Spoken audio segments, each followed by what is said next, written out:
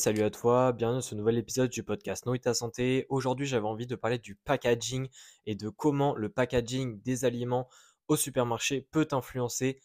tes choix alimentaires. Et justement, j'avais envie de parler de ça parce que il faut se rendre compte que si on mange mal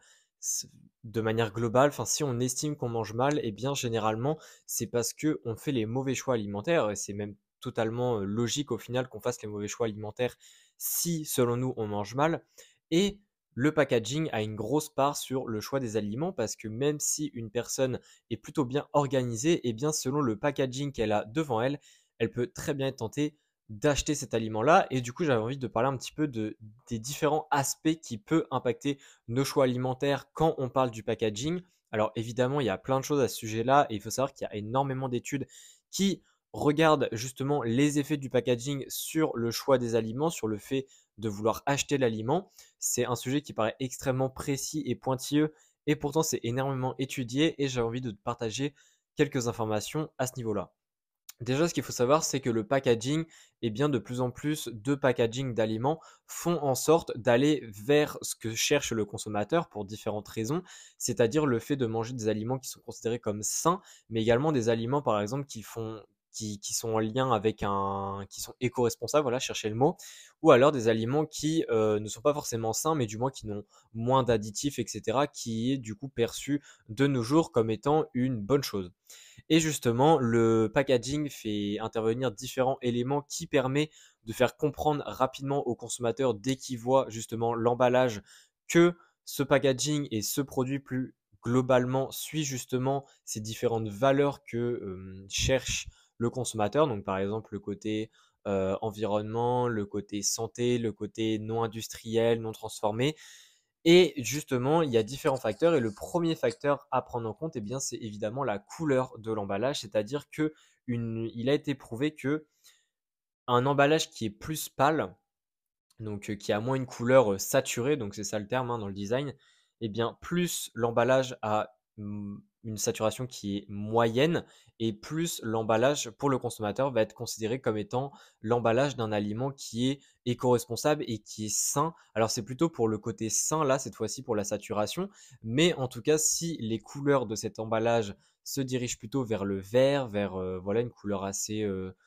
qui fait un peu penser à la nature, eh bien le consommateur se dira oh là là, ça c'est un aliment qui est éco-responsable, qui est même végétarien, qui est même vegan, hein, parce qu'effectivement il y a aussi beaucoup de ça qui est recherché hein, en lien avec notamment l'environnement, avec la diminution de la consommation pardon, de viande. Et donc, eh bien, la couleur verte est généralement choisie par beaucoup d'aliments ou même pour certains logos mis sur les aliments, hein, par exemple le logo d'une plante ou des choses comme ça, pour un petit peu faire comprendre aux consommateurs et nous on est éco-responsable, on est à base de plantes, il n'y a pas d'animaux dedans, enfin il n'y a pas de constituants qui viennent des animaux dedans. Et voilà, ça incite beaucoup le consommateur. Donc il y a déjà cette partie-là un petit peu qui est éco-responsable, le côté sain.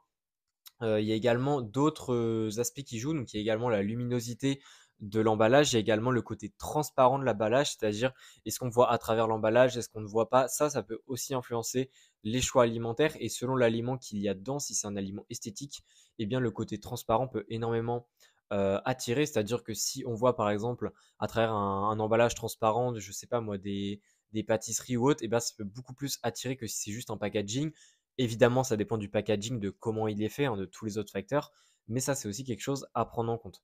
Ce qui est aussi important à prendre en compte, c'est le côté image, c'est-à-dire qu'un packaging qui n'a pas d'image, généralement, attirera moins qu'un packaging qui a beaucoup d'images.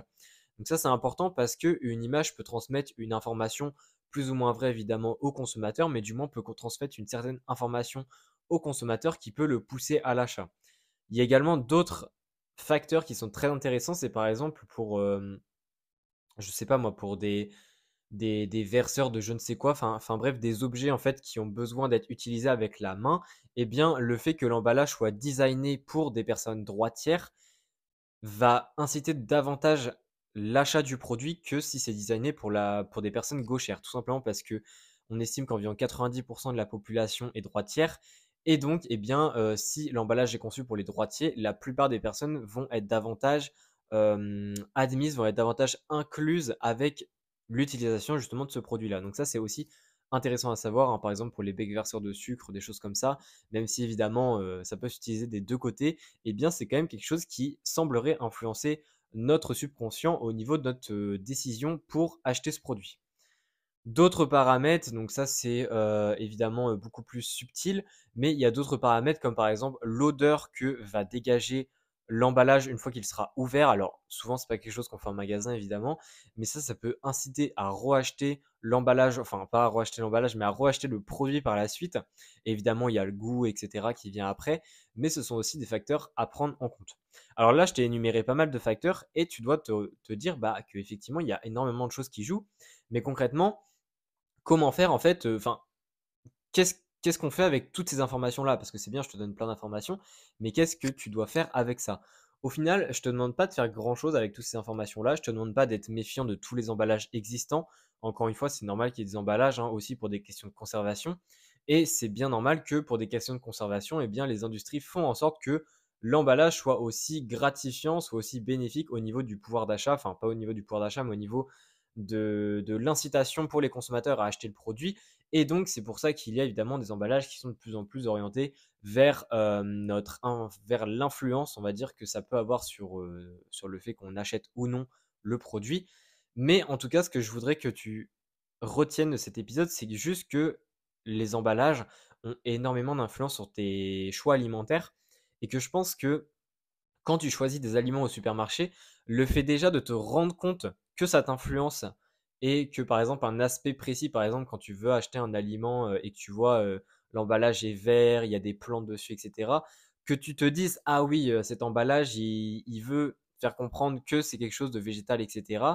eh bien que tu ailles faire l'effort derrière peut-être d'aller un petit peu plus loin